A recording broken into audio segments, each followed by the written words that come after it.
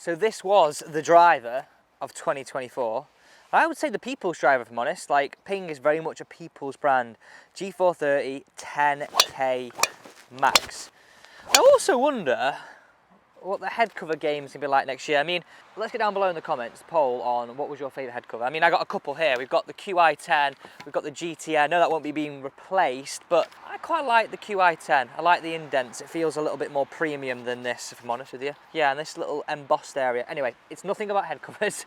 Let's get into this video. My first point. Now, you probably would have guessed I am not at Mottram, because if I was, I would have so many layers on. Look how picturesque this is.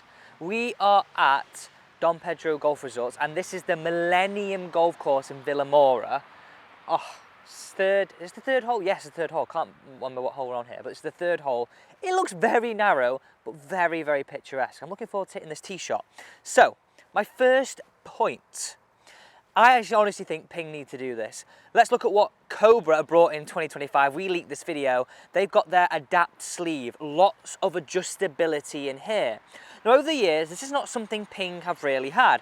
Yes, I can loft up, I can make the driver sleeve a little bit flatter, but in general, I haven't got that much adjustability through here. So the first thing that I would really see, a great addition to a 2025 Ping driver, is more adjustability through the sleeve, okay? I think that would give them better options, make it accessible to more players, maybe give a lower handicap a potential of making it a lower spinning driver. That would be one of the first things that I would add. Another thing on that adjustability, and you might not like this, but anybody remember the M1 driver where you had the tracks, right? The tracks went this way and that way. We'll put a picture on the screen. They were like that. I love that driver. I messed around with it all the time. Did it have an impact? A little bit, I think. Definitely a little bit. I think, oh no, the morning dew all over the bottom. I think that would be a great addition. Some movable weights. Maybe making it more draw bias. Maybe making it more fade bias. Or even the ability to move weight forwards and back as well. That, I think, would be a great addition. And my first point with how I think they can make this driver a lot better. On that old driver point, when we were doing the leaked images of the Cleveland driver, I was doing some research, and there were so many second-hand drivers for like $110, £100. Does anybody else do that? Do you sell your old golf clubs? Do you keep them? I just couldn't believe how many were on the market. Is that a good sign or a bad sign? I mean, these Cleveland drivers were sort of like 10, 20 years old, and people were clearly still buying them, and for a good price. So maybe they hold the value. I sort of think about Ping. So yeah, my first point there, do you agree with that? Told you this hole was good. Let's get this one down there. Oh, I felt like that was good, but that was straight into the sunlight. I think we hit the fairway. It fell out the middle. Nothing else I can really do there, if I'm honest. Now, point number 2. Let's do this in the buggy. We're approaching the end of the year, which I said this the day when we did the leaked driver video, is absolutely crazy. And we know we're now starting to approach silly season. We're about to head to Ping to see the brand new driver. And as soon as I do that, I can't talk anything about it. But I've come up with a few things that I think Ping need to put in their driver if they're to differentiate between the 2024 driver and what is potentially going to be in their 2025 driver. Now, this is what they said about the driver. They said it's called Max 10K because it eclipses the 10,000 MOI threshold, setting a record and making it the straightest driver Ping and most forgiving driver Ping have ever made. Now, I did that video leaking the Cleveland, the Strixon and the Wilson. You all reacted to that and you gave me some good ideas of actually, well, likes of Cleveland, they put new technology in their driver that they haven't used before. And as I just said, I think if we're to take it seriously this year, and this is with all driver brands, they need to do that. If you're saying 1 year, this driver is 10K MOI, the most forgiving ever, then where do you go from there? Well, here's 5 ideas, and obviously, I do need your help in this video too.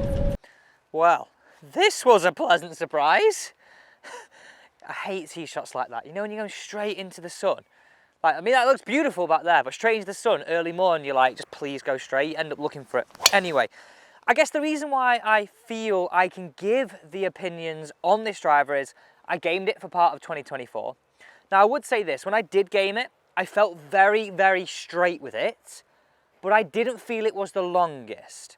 And also I want to say this, I was just commenting on these little fins here. Ping called these turbulators. Remember that what you see on the other video the other day of the Cleveland, what they've added? That thing in here, that wing in here. I think it was active wing for Cleveland. Yeah, it definitely was active wing. Maybe they took inspiration from the Ping. Maybe Ping will keep this. But I just don't quite like them. So my second point there is, and this is just a general point that I think all manufacturers are trying to do year on year, and I think it'd be remiss of me not to include it, is just to keep improving aerodynamics and make the driver move through the air quicker. Anybody else agree with that? I think we can't argue with that. There's definitely things year on year they can do. And they try and do, obviously. They spend millions and millions of pounds, which is why drivers are so expensive for us. Should we hit the strip? Let's hit the strip. Okay, let me see if we can get this one close. It would be nice to have a little gimme birdie for the second hole of the day, which is, this is the third here. I like it. I like it. Simmer. Can I have that? I think that's going to be a gimme that. I've not got a putter on me, so I'm going to give myself. Birdie. Birdie. Right, let's get into the next point. Point number 3. And with all these points, like, these are things that I've actually thought quite long and hard about, done a little bit of research, what other drivers did in 2024, what Ping haven't done actually on their roster in years, and how actually I think Ping could be a much better driver. I really like that first point with the weights, being able to move a ball, more adjustable sloth sleeve. Aerodynamics I appreciate is a little bit of a nah, but wait until you hear this point number 3. My next point, and I guess this is a little bit sciencey, and I think all drivers can do this year on year. Essentially, make the driver have less drag. What I mean by that is, through the air, it moves easier, so we can gain a little bit of club head speed. And I know that's sort of a blanket statement that you could sort of apply to any driver, but these sort of fins on top, or wings, I know they're there for a specific reason, and so much money has gone into R&D with them, but they're not present in last year's 3-wood, so why are they in the driver? Whether they're needed, I'm not sure. Whether they aesthetically look good, again, I'm not sure. That's one of the most off-putting things about this driver, in my opinion. So as point number 2, I'd be really looking at improving aerodynamics, reducing drag, all to help you have a little bit more club head speed. Let's see if we can find this ball. Get the morning dew off that. So yeah, I'm saying right now, Ping need to include some variable thickness across the face. So let's go back to, I think it was Callaway that had that, and essentially that was AI used to create a variable thickness face, so off-center hits travel further and it makes the driver more forgiving. Whereas this is just a titanium face, again, thin, gives you good ball speed, but why aren't they using AI? Or actually, well, I should rephrase that. Why aren't they telling us they're using AI if they are? And why have they never used a variable thickness face? For me, that's something that I think would be one of the best additions to a Ping driver. And I just find it strange why they haven't added that. Can anybody else agree with me on that? We're hearing AI, we're hearing variable thickness face in so many drivers now, yet we've never heard it in Ping. And we sort of, I'm gonna say this, hold Ping as the gold standard for forgiveness. We do. We 100% do. We hold Ping for the gold standard of forgiveness. How good's this tee shot, by the way? This has got to be a par 5. That is, I could stand and look at this all day. That is just beautiful. Right, I've got to hit this one away, and then we'll do number 4. We will do number 4, because I think you'll all agree with me on this one. I don't think you disagree with me on any of them, if I'm being honest. I am not saying no to that drive. Never ever. That was, whew, that's why I had this club in the bag for a long time in 2024. Now just listen to that noise again. I'm going to keep playing that driver. This really leads me on to my, I guess my 4th point in this video. They've got to improve 2 things here. auditory feedback, so what it sounds like. So many people comment on it and go, oh, that's a Ping. And I know it has a distinct sound, and they probably use that as marketing. I really do think they can use different materials to dampen the sound, make it sound less Ping-like. And I appreciate, right? That's where the whole brand as Ping has come from. The putter was named Ping because of the noise it made on one of the original putters. And you could argue that's sort of what the Ping drivers are all about. You know what they are. But I do feel for some people it is a little bit of an off-putting thing having a driver sounding like this. So dampening that sound just a little bit, not going too far away from the Ping, ooh, coming near to our ball, I think is actually a really good thing. A really good thing. And on that point, anybody else felt this right? I think this is down to sound as well, maybe, or feedback and feel, is I would like them to improve that sort of tactileness of the driver. And what I mean with that is the feedback you get when you hit it. Now, I appreciate this is a really forgiving driver and it's designed for that market. But there's something in this that, I mean, in most drivers, I know if I've heeled it, I know if I've hit it off a toe. I couldn't tell you with this. Hey, look at that drive. I don't think you can get more central. Maybe a yard to the right a little bit, but I would like them to improve that feedback, that tactileness of this driver. So again, this would appeal to a wider market. And you could say, Alex, well, they make drivers, there are different driver brands that are for lower handicap golfers. I'm not saying all these changes are just for lower handicappers. I know who this is designed for.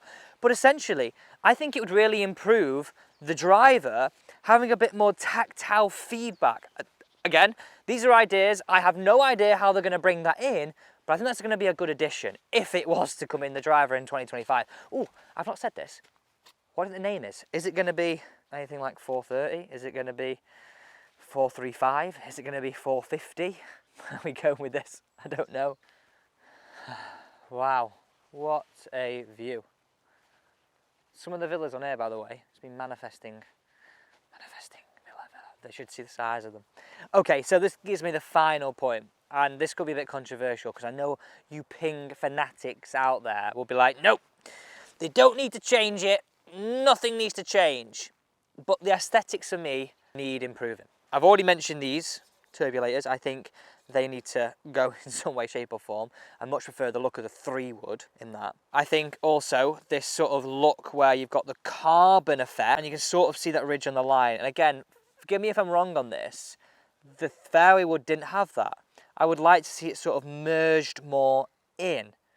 I'd also like to see a little bit of a detail here to sort of an alignment aid to where the middle of the crown is. I know you could argue these turbulators give you that appeal and that look, but I just think it look nice, like a little line here, something as a little bit of an aid. Colour scheme, I actually think it's quite good. I like it. I like this colour scheme. But I really do think we could really update the overall look of this driver. We could make it look cleaner, nicer lines. And that for me would be the fifth and final point of this video. Let's hit this one away again, sound-wise. And just because purely I want to hit this tee shot, this is the 5th here. I'm thinking, see there's a shadow here, it just comes in. I think that's where we've got to try and land that. Oh yes, I pulled it a little bit, but keep fading. I was really happy with that hit. Keep fading over that tree. Oh, it caught it. Drop straight down. Oh, that was hit so good. I was trying to fade it off that left. I'm not upset with that. I'm not upset with that at all. So, there are my opinions on how Ping's driver could be improved in 2025. The review of that driver will be out soon. And if you did enjoy this video, don't forget to subscribe. And plus, if you turn that bell, you won't miss any of the uploads coming about every single brand new driver in 2025.